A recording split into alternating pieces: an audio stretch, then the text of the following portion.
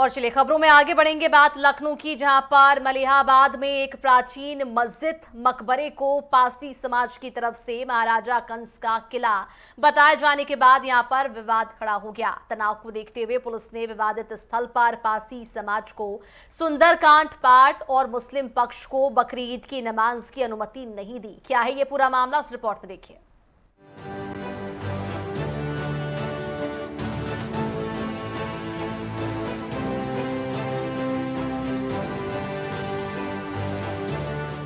उत्तर प्रदेश की राजधानी लखनऊ का ग्रामीण इलाका महीहाबाद, जो अपने रसीले आमों के लिए दुनिया भर में मशहूर है, इन दिनों एक बेहद ही संवेदनशील और ऐतिहासिक दावों के टकराव के कारण सुर्खियों में है। महीहाबाद का कसमंडी कला इलाका अचानक से एक बड़े धार्मिक और सामाजिक विवाद का केंद्र बन गया।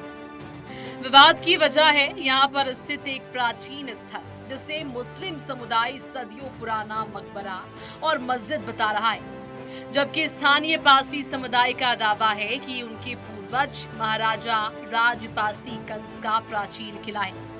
बता दें आपको कि तनाव उस वक्त चरम पर पहुंच गया जब हिंदू संगठनों और पासी समुदाय ने इस विवादित परिसर के भीतर बड़े पैमाने पर सुंदरकांड का पाठ करने का ऐलान कर दिया।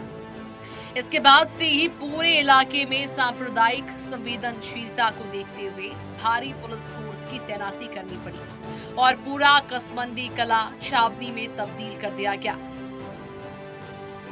क्या है पूरा विवाद? महीहाबाद में मस्जिद मकबरे को लेकर नया विवाद। पासी समाज का दावा, ये राजा कंस का किला है। कभी यहाँ हिंदू पूजा अर्चना होती थी। सूरज पासवान। पासी समाज ने सीएम योगी आदित्यनाथ से की पुनर्जीवित करने की मांग। मुस्लिम पक्ष का दावा, सरकारी कागजातों में ये मस्जिद है। मौलाना सूफियान बोले, मस्जिदों को मंदिर बनाने का ट्रेंड न बना। विवाद की तुलना संभल और भोजशाला से की गई। पुलिस ने विवादित स्थल पर सुंदरकांड की अनुमति नहीं दी। कसमंडी कला में भारी पुलिस बल और सीसीटीवी तैनात। सुरक्षा के मद्देनजर यहां बकरी ईद की नमाज पर भी प्रतिबंध। महीहाबाद पुलिस और लखनऊ ग्रामीण के वरिष्ठ अधिकारियों ने तुरंत कार्रवाई करते हुए पासी समुदाय को इस स्थल पर किसी भी तरह के धार्मिक आयोजन या फिर सुंदरकांड पाठ करने की इजाजत देने से साफ इनकार कर दिया। पुलिस का साफ कहना है कि किसी भी नई परंपरा की शुरुआत करने की अनुमति नहीं दी जा सकती। मामले की गंभीरता और दोनों पक्षों के बीच बढ़ते आक्रोश को देखते हुए लखनऊ जिला प्रशासन और पुलिस ने एक बेहद कड़ा और अभूतपूर्व फैसला लिया। इलाके में शांति बनाए रखने और किसी भी संभावित टकराव को रोकने के लिए कसमंडी कला के इस विवादित स्थल पर आगामी बकरी ईद की नमाज अदा करने पर पूरी तरह से रोक लगा दी गई। देखिए, हमारे मुल्क में एक नया ट्रेंड चला है कि जहां जहां मसाजिद हैं और खासतौर पर कदीम मसाजिद हैं और खानकाहें हैं, कब्रिस्तान हैं, उनके अंदर मंदिर तलाश किए जाए। आपने देखा कि मथुरा की चाहे ईदगाह हो, चाहे संभल की जामा मस्जिद हो, ज्ञानवापी मस्जिद हो या और दूसरी मसाजिद हो, बार बार किसी न किसी नए मुद्दे को लेकर मस्जिदों को निशाना बनाया जा रहा है। और आज हमारे मुल्क में मुसलमान अपनी जान के तहफ़्फ़ुज़ से और ख़ासतौर पर अपनी इबादत गाह के तहफ़्फ़ुज़ के ताल्लुक से शक और शुबहात का शिकार हो रहे हैं। ये जो मसला है, यकीनी तौर पर 1016 में वो मस्जिद वहाँ कायम की गई। 1359 के जो फसली रिकॉर्ड, रेवेन्यू रिकॉर्ड है, उसमें वो मस्जिद दर्ज है। 1610 में सिराजुल हक साहब ने वहाँ पर एक कब्रिस्तान बनाया, उसमें उनकी जो वारिसीन है या उनकी फैमिलीज के जो लोग हैं, उनकी वहाँ कब्रें मौजूद हैं। मकामी लोगों को वहाँ पर कोई एतराज़ नहीं, मकामी जो हिंदू भाई हैं उन्हें वहाँ कोई एतराज़ नहीं है और आपस में सब मिलजुल कर रहते हैं। लेकिन बाहरी लोग आकर न्यूसेंस क्रिएट करते हैं, नए नए मसाइल खड़े करते हैं, जिससे कहीं न कहीं हमारे मुल्क की सालिमियत को एक बड़ा खतरा पहुंचता है। कौन थे महाराज कंस? महाराज कंस पासी अवध के प्रतापी राजा थे। महाराज कंस ने 980 से 1031 तक राज किया। मध्यकाल में उनका बड़ा राजनीतिक प्रभाव था। उनका साम्राज्य महीहाबाद और काकोरी तक था। उन्नाव, संडीला और हरदोई तक विस्तार था। महाराजा कंस पासी समाज के गौरव के प्रतीक हैं। कसमंडी कला उनके साम्राज्य का मुख्य केंद्र था। उत्तर प्रदेश के इतिहास में महत्वपूर्ण स्थान है। वो एक पराक्रमी और प्रभावशाली शासक थे। पासी समुदाय उन्हें अपना पूर्वज मानता है। फिलहाल कसमंडी कला में स्थिति नियंत्रण में है, लेकिन पासी समाज अपने दावों पर अड़ा हुआ है और आने वाले दिनों में कानूनी लड़ाई लड़ने की बात कही जा रही है। तो वहीं मुस्लिम पक्ष इसे अपनी धार्मिक स्वतंत्रता पर कुठारघात मान रहा है। कसमंडी कला का ये विवाद उत्तर प्रदेश प्रशासन के लिए बड़ी चुनौती बनकर सामने आ रहा है। News desk, network 10।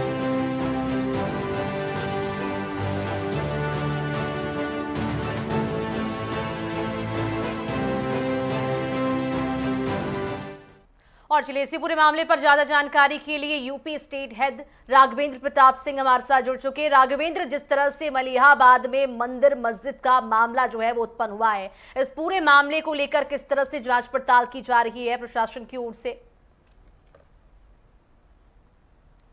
बिल्कुल मनीषा, मलिहाबाद में जिस तरह की बातें सामने आई और मुस्लिम पक्ष जिस तरह के आरोप लगा रहा है कि मस्जिदों में मंदिर खोजे जा रहे हैं, लेकिन जिस तरह के बयान आ रहे हैं उस तरह की सच्चाई नहीं है। हकीकत तो ये है कि 1947 में जब देश का बंटवारा हुआ तो धर्म के आधार पर पाकिस्तान का निर्माण हुआ और पाकिस्तान का जब निर्माण हुआ तो उसी समय महात्मा गांधी ने चूंकि एक बयान दिया, स्वेच्छा से जो भी हिंदू पाकिस्तान में रहना चाहते हैं वो पाकिस्तान में रहें और जो भी मुस्लिम हिंदुस्तान में रहना चाहते हैं वो हिंदुस्तान में रहें। और इस तरह दोनों कंट्री में, दोनों देशों में हिंदू और मुस्लिम दोनों जातियां रहने लगी। वो अलग बात है कि पाकिस्तान में 18% से सिमट कर 1.5% पे हिंदू आ गए और यहीं मुस्लिमों की जो आबादी भारत में थी वो लगातार दिन पर दिन बढ़ती गई। और आज सरकारी योजनाओं की बात कर लें तो सर्वाधिक योजनाओं का लाभ अगर कोई कौम उठाती है तो मुस्लिम कौम है, जो गरीबों के लिए जितनी भी योजनाएं, चाहे हम केंद्र सरकार की बात कर लें, राज्य सरकार की बात कर लें, राशन बंटवारे की बात कर लें, शौचालय की बात कर लें, पीएम आवास की बात कर लें, सीएम आवास की बात कर लें, या जो भी जनहित से जुड़े हुए जो भी योजनाएं हैं गवर्नमेंट की, उसमें सर्वाधिक फायदा मुस्लिम वर्ग उठा रहा है। ऐसे में अगर इस तरह के बयान आते हैं तो उसको कहीं ना कहीं सत्य नहीं ठहराया जा सकता है।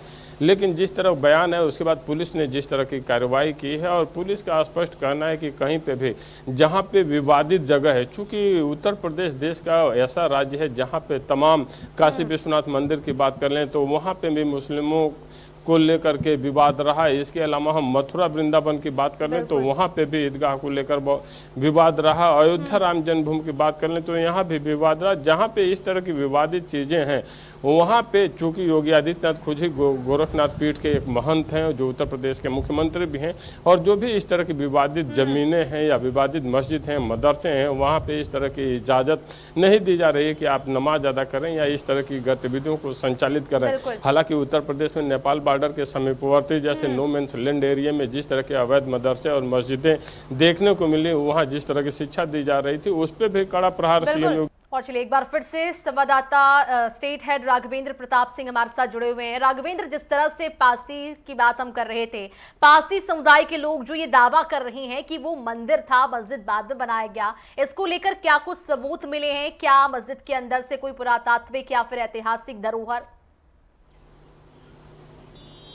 बिल्कुल इस तरह के तमाम एविडेंस मिले हैं और पुलिस उसी एविडेंस पे आगे की कार्रवाई भी कर रही है। अब जांच कमेटी बनाई जाएगी, जांच कमेटी जैसा भी निर्णय लेगी उस हिसाब से होगा। लेकिन इतना ज़रूर है कि जो भी जगह मस्जिद के रूप में जानी जा रही है वहाँ पे अगर इस तरह के विवाद हैं और हिंदू धर्म से जुड़े, पारसी धर्म से जुड़े उस तरह के साक्ष्य मिलते हैं तो स्वाभाविक सी बात है कि अब ये मामला उत्तर प्रदेश सरकार के पास आएगा, पुरातत्व विभाग के पास आएगा। उसके बाद से जब प्रॉपर खोजबीन हो जाएगी, जांच पड़ताल हो जाएगी, उसी के बाद से ही अनुमति मिल सकती है किसी भी धार्मिक अनुष्ठान के लिए, कार्यक्रम के लिए। क्योंकि जो जगह विवादित हो गई है वहाँ पे सीधी सी बात है कि अगर पुलिस प्रशासन अपना हस्तक्षेप नहीं करेगा तो दो गुटों में आपसी लड़ाई या वर्चस्व की लड़ाई भी देखने को मिल सकती है। और उत्तर प्रदेश में कानून का राज स्थापित रहे, इसके लिए सरकार द्वारा एहतियातन ये कदम उठाया जा सकता है कि जांच पड़ताल के बाद ही किसी को भी अनुमति दी जाए। जी बिल्कुल राघवेंद्र, जिस तरह से पुलिस की हम बात करें तो पुलिस पुलिस ने यहाँ पर सुंदरकांड का पाठ करने से मना कर दिया है। साथ ही बकरीद पर नमाज भी यहाँ पर नहीं पढ़ा जाएगा। इसको लेकर क्या कोई तनावपूर्ण माहौल वहां पर देखने को मिला है? मनीषा, 2017 के बाद से उत्तर प्रदेश में एक बदलाव तो देखने को मिलता है कि सरकार जो नियम बनाती है या जो आदेश जारी करती है उसका अनुपालन सबको करना पड़ता है, और जो अनुपालन नहीं करता है, जैसा हमने सीएए एनआरसी में देखा था, कुछ उपद्रवी तोड़फोड़ किए थे तो उनकी होर्डिंग्स भी लग गई थी हजरतगंज चौराहे पे और शहर के प्रमुख चौराहों पे। इतना ही नहीं, जो सरकारी राजस्व का नुकसान हुआ था उनसे भी उनकी वसूली भी उन्हीं उपद्रवियों से की गई थी। तो उस तरह का माहौल तो नहीं दिख रहा है कि कहीं से उपद्रव देखने को मिले। इतना जरूर है कि मुस्लिम समुदाय अपने रोके जाने से कि अगर यहाँ पे नमाज नहीं पढ़ सकते हैं उसको लेकर अंदर रोष तो जरूर है, लेकिन उस तरह की गतिविधियाँ कोई संचालित होती नहीं दिख रही हैं जिससे बहुत बड़ा विवाद देखने को मिले। और उत्तर प्रदेश की योगी सरकार ने पहले से भी कन्फर्म किया हुआ कि सड़कों पे नमाज नहीं होगी। अगर बहुत ज़्यादा भीड़ है तो आप 2 शिफ्ट में पढ़िए, 3 शिफ्ट में पढ़िए, लेकिन जो मस्जिद नमाज पढ़ने की जगह बनाई गई है वहीं बनिए, और जहाँ पे भी विवाद है, विवादित जगह है, विवादित मस्जिद है, विवादित मदरसा है, वहाँ पे नमाज आप न पढ़ें। और उसका अनुपालन होता दिखेगा भी, क्योंकि पुलिस प्रशासन पूरी तरह से मुस्तैद है और जो भी एविडेंस उसे मिले हैं उस आधार पे वो आगे की कार्रवाई भी पुलिस प्रशासन द्वारा की जा रही है। जिस तरह से मुस्लिम समुदाय का कहना है कि ये सदियों पुराना मस्जिद है और इसकी तुलना जो है वो अब संभल और भोजशाला से की जा रही है, प्रशासन किस तरह से इस पूरे मामले में जांच पड़ताल करेगी, किस तरह से संतुलन बनाकर काम करेगी और कितनी बड़ी चुनौती हो जाती है प्रशासन के लिए? मनीषा, अगर संभल भोजपुर से अगर उसकी तुलना करनी है तो अयोध्या, काशी, मथुरा का भी जिक्र आ जाता है। तमाम ऐसे मंदिर थे यहाँ पे जहाँ ऊपर गुंबद तोड़ के उसे मस्जिद का आकार दे दिया गया। इतना ही नहीं, भारत को पहले हिंदू राष्ट्र के रूप में ही जाना जाता था। यहाँ पे हिंदू धर्म मठ मंदिरों की संख्या बहुत ज़्यादा थी, लेकिन जब मुस्लिम आक्रांता आए, लगातार एक जो हायरार्की चली अकबर, हुमायूं, बाबर, जहांगीर, औरंगजेब का, उसमें जिस तरह से यहाँ के मंदिरों को तोड़ा गया, जिस तरह से हिंदू धर्म से कन्वर्ट कराकर मुस्लिम बनाया गया, उसके कई जगह पे ऐसे एविडेंस मिलते हैं। उसका एक जीता जागता एविडेंस ये भी हो सकता है कि क्या पता पूर्व समय में ये मंदिर ही रहा हो और उसके ऊपर के बाह्य गुंबद को ही तोड़ करके मस्जिद का आकार दे दिया गया, क्योंकि उत्तर प्रदेश में तमाम ऐसी जगह हैं। इतना ही नहीं, आगरा को जो ताजमहल है वो भी विवादों के केंद्र में रहता है, तेजो महल के रूप में जाना जाता है। तमाम ऐसी विसंगतियां पाई गई हैं और जिसमें ऐसे एविडेंस दिखते हैं कि जो तहखाना है वहाँ पे भी शिव का उस तरह का आकार मिलता है। तो देखना होगा कि इस मस्जिद में जिस तरह का